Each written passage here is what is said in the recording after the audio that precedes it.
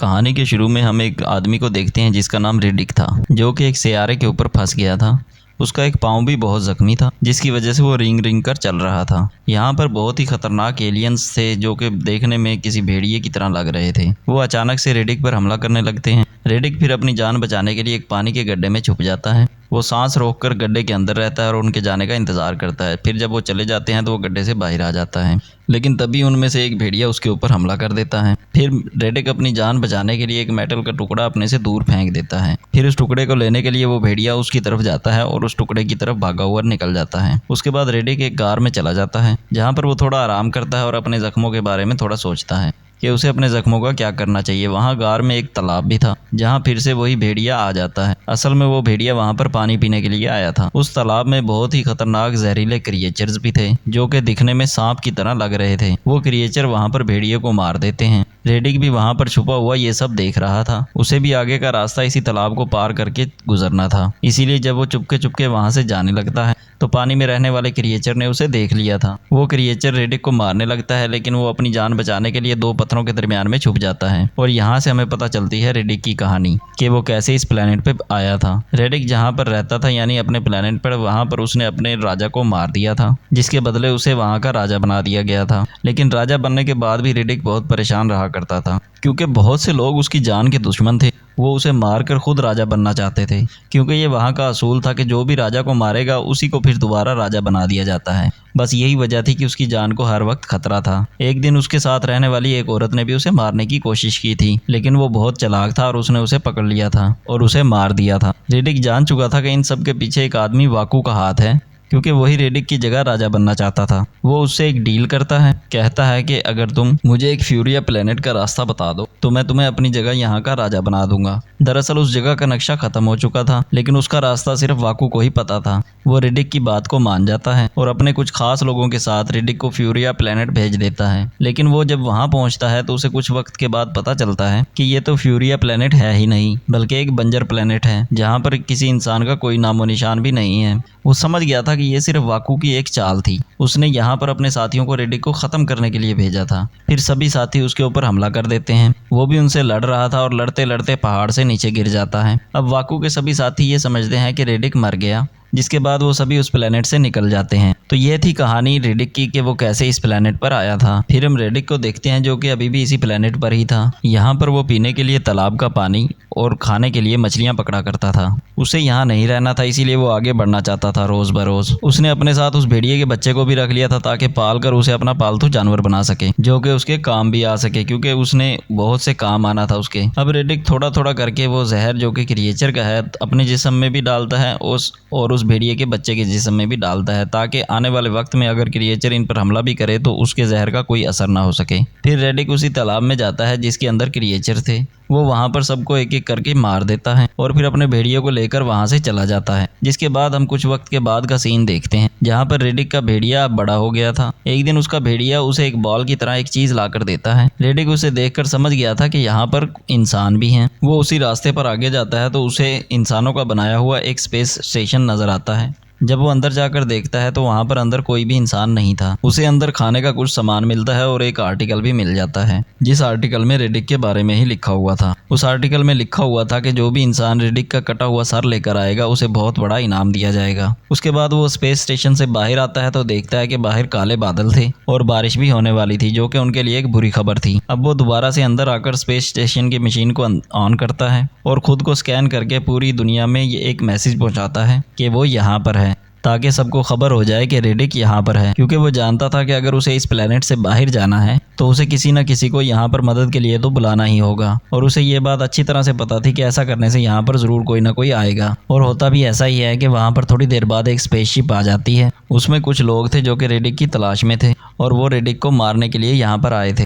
वहाँ पर उस स्पेसशिप का लीडर स्पेसशिप की पावर को बंद कर देता है और उसको अपने लॉक में रख लेता है और उस पर अपने साथियों से नज़र रखने का भी कहता है। वो सब ये बात अच्छी तरह से जानते थे कि रिडिक बहुत चालाक है। अगर उसके हाथ ये पावर लग गई तो वो यहाँ से स्पेसशिप लेकर भाग जाएगा और इसी पावर की वजह से ये स्पेसशिप भी चलता है। इसीलिए उन्होंने इसे छुपा दिया था। जब ये स्पेसशिप पर आते हैं तो वहाँ पर लीडर का एक खास आदमी वहाँ पर लिखा हुआ एक नोट पढ़ता है, जहाँ पर लिखा हुआ था कि अगर तुम अपनी जान बचाना चाहते हो तो इस शिप को छोड़ो और यहाँ से चले जाओ। उधर दूसरी तरफ इनके लीडर ने शिप में ही एक लड़की को कैद किया हुआ था। यहाँ पर लीडर अपने साथियों से कहता है कि लड़की को आज़ाद कर दो। जब वो उस लड़की को आज़ाद करते हैं तो वो लड़की वहाँ से भागने लगती है। तभी लीडर उस लड़की को पीछे से गोली मारकर मार देता है। ये सब कुछ रिडिक भी छुपा हुआ देख रहा होता है। फिर वो लीडर चिल्ला कर कहता है कि रिडिक देखो, मैं जानता हूँ कि तुम मुझे छुप कर देख रहे हो, तुम्हें मेरे सामने आना ही होगा और मैं तुम्हारा सर लिए बगैर यहाँ से खाली हाथ नहीं जाऊँगा। लीडर की बातें सुनकर उसके साथी कहते हैं कि हमारा लीडर ठीक नहीं कर रहा, क्योंकि वो जानते थे कि रिडिक कितना चालाक और ख़तरनाक है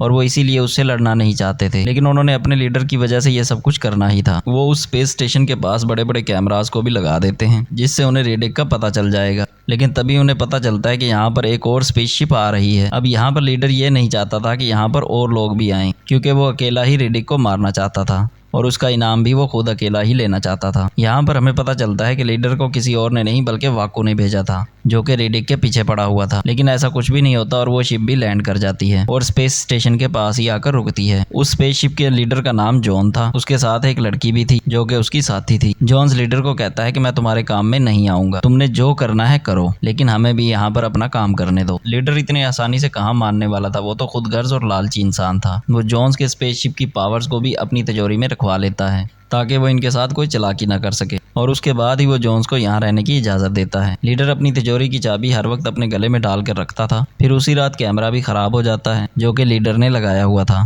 उसे वहाँ पर रिडिक और उसके भेड़िए ने ही ख़राब किया था। फिर लीडर अपने साथियों के साथ उस कैमरे को चेक करने के लिए जाता है, लेकिन जॉन्स उसे रोक रहा था और कह रहा था कि देखो, तुम वहाँ पर मत जाओ, हो सकता है कि ये सारी चाल रिडिक की हो, ज़रूर उसने वहाँ पर कोई जाल बिछाया होगा। लेकिन लीडर उस जॉन्स की बात को नहीं मानता और चला जाता है। वहाँ पर जाते ही लीडर का एक साथी जाल में फंसता है और मर जाता है, और देखते ही देखते लीडर के 2 और साथी भी मारे जाते हैं। ये सब देखकर लीडर काफ़ी परेशान हो गया था। उधर जॉन्स को भी ये सब पता था, लेकिन जैसे ही उसने लीडर से वादा किया था कि वो उसके काम में बिल्कुल भी नहीं आएगा, वो ऐसा ही कर रहा था। लेकिन अब लीडर खुद जॉन्स के पास आता है और उससे मदद मांगता है। उधर आकर वो उसके साथी के साथ बदतमीजी भी करता है, जिसके बदले में उसकी साथी लीडर को एक मुक्का मारती है। फिर जॉन्स कहता है कि ठीक है, मैं तुम्हारी मदद करने के लिए तैयार हूँ, लेकिन तुम्हें 1 दिन के लिए रिडिक को मुझे देना होगा, फिर चाहे तुम उसके साथ जो मर्जी करना। इससे एक बात तो साफ थी कि जॉन्स का कोई अलग ही मकसद था। उसके बाद जॉन्स रिडिक के भेड़िए के ऊपर शूट करके उसके ऊपर एक ट्रैकिंग डिवाइस लगा देता है, क्योंकि ये जानते थे कि वो भेड़िया रिडिक के पास ही जाएगा। अब ये उसका पीछा करते हुए रिडिक के पास पहुंच जाते हैं, जो कि गार में था। वो देखते हैं कि वहाँ पर रिडिक ने लीडर के आदमी की लाश को लटकाया हुआ था। वो सिर्फ इनका ध्यान भटकाना चाहता था, और ये बात जॉन्स को भी समझ आ गई थी। ये लोग तो यहाँ पर थे, लेकिन रिडिक उधर स्पेस स्टेशन पर पहुंच गया था। अब ये जल्दी से वहाँ जाते हैं, लेकिन वहाँ पर भी इन्हें रिडिक नहीं मिलता। वो समझ रहे थे कि जिस तिजोरी में इन्होंने स्पेसशिप की पावर को रखा था वो उसने चुरा ली होंगी, लेकिन लीडर ये बात मानने के लिए तैयार ही नहीं था। वो कहता है कि सारा वक्त तो चाबी मेरे गले में थी, ऐसा कैसे हो सकता है कि वो यहाँ से चोरी कर जाए। लेकिन जब लीडर तिजोरी को खोलता है तो वो देखता है कि अंदर पावर पड़ी हुई है और कुछ भी चोरी नहीं हुआ है। लेकिन इस बार ये तिजोरी को खुला ही छोड़कर चले जाते हैं, लेकिन ऊपर से रिडिक आकर उनको चुराकर जमीन के नीचे छुपा देता है। जब ये बात जॉन्स को पता चलती है तो उसे बहुत गुस्सा आता है। फिर वो रेडियो के जरिए एक और शिप बुलाने का कहता है, लेकिन मौसम की खराबी की वजह से उसकी बात कहीं भी नहीं हो पा रही थी। अब कुछ ही देर के बाद इनके सामने फिर खुद ही रिडिक आ जाता है। उसने इनके सामने अपने हथियार फेंक दिए थे और वो इनको कहता है कि मुझे एक स्पेसशिप दे दो और मुझसे वो पावर ले लो, और तुम्हारे पास यहाँ पर सिर्फ कुछ ही देर का वक्त है क्योंकि बारिश होने वाली है। इतना कहकर रिडिक वहाँ से चला जाता है। जब रिडिक वहाँ से जा रहा था तो पीछे से लीडर उसे मारने की कोशिश करता है, लेकिन तभी रिडिक का भेड़िया उसके ऊपर झपट पड़ता है, जो कि उसे नीचे गिरा देता है। फिर लीडर भी भेड़िए को दूर फेंक देता है। ये सब देखकर रिडिक अपने भेड़िए को बचाने आता है। तभी जॉन्स की साथी रिडिक के ऊपर अटैक करती है और उसे बेहोश कर देती है, और लीडर ने फिर भेड़िए को भी मार दिया था। वो फिर रिडिक को अपना गुलाम बना लेते हैं। फिर जब उसको होश आता है तो वो स्पेस स्टेशन में खुद को बंधा हुआ पाता है, जहाँ पर उसके सामने जॉन्स बैठा अपने बेटे के बारे में पूछ रहा था। यहाँ पर हमें पता चलता है कि रिडिक जब इस प्लेनेट पर फंसा था, जो लोग उसे यहाँ पर लेकर आए थे उनमें जॉन्स का बेटा भी था। लेकिन रिडिक जॉन्स की बातें सुनकर उसका कोई जवाब नहीं देता और कहता है कि यहाँ पर जो होने वाला है तुम्हें उससे डरना चाहिए। जॉन्स हार मान जाता है और रिडिक को लीडर के हवाले कर देता है। लीडर बड़ी तलवार लेकर उसका सर काटने के लिए तैयार था। जैसे ही वो रिडिक का सर काटने लगता है तो वहाँ पर बारिश होने लगी थी, और जो क्रिएचर जमीन में छुपे हुए थे वो पानी की वजह से बाहर आने लगे थे। सबको स्पेस स्टेशन के अंदर अजीब अजीब आवाजें भी सुनाई दे रही थी। सब डर गए थे और देखते ही देखते वहाँ पर जितने भी क्रिएचर थे सभी उन पर हमला कर देते हैं। क्रिएचर्स ने उनके 2 साथियों को मार भी दिया था। ये सारा मामला देखकर जोन्स तो समझ गया था कि रिडिक ही उन्हें बचा सकता है, क्योंकि स्पेसशिप की पावर उसी के पास है जिससे यह स्पेसशिप चलेगा। वो रिडिक को खोलने ही लगा था कि तभी वहाँ पर लीडर आ जाता है जो कि उसे मना कर रहा था, लेकिन इतनी देर में जोन्स ने उसकी पाँव की एक जंजीर को खोल दिया था। तभी रिडिक अब उसका इस्तेमाल करके लीडर को मार देता है और जॉन से डील करता है कि मैं तुम्हें पावर दे दूंगा, लेकिन बदले में तुम्हें मुझे एक शिप देना होगा। जॉन्स ने भी उसकी सारी बातों को मान लिया था। अब वो दोनों बाइक लेकर उस जगह पर जाते हैं जहां पर रिडिक ने उस पावर को छुपाया था, लेकिन रास्ते में जॉन्स की बाइक खराब हो जाती है। फिर वो रिडिक के साथ ही बैठ जाता है। दोनों उस जगह पर पहुंच जाते हैं जहाँ पर पावर को छुपाया गया था।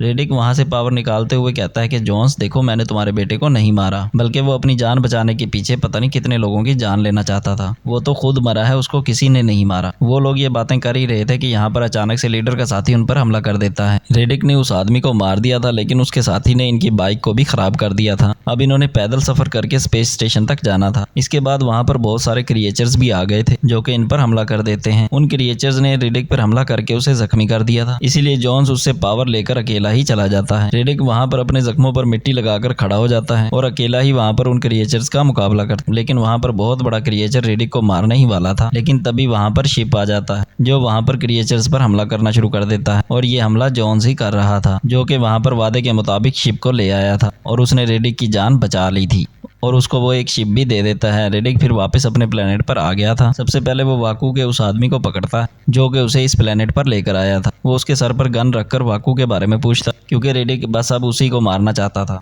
लेकिन वो उसे कुछ भी नहीं बताता। इसीलिए फिर रिडिक उस आदमी को मार देता है। बाद में उस आदमी की बीवी रिडिक को बताती है कि वाकू यहाँ का अब नया राजा है। और इसी के साथ ही ये मूवी यहीं पर ख़त्म हो जाती है।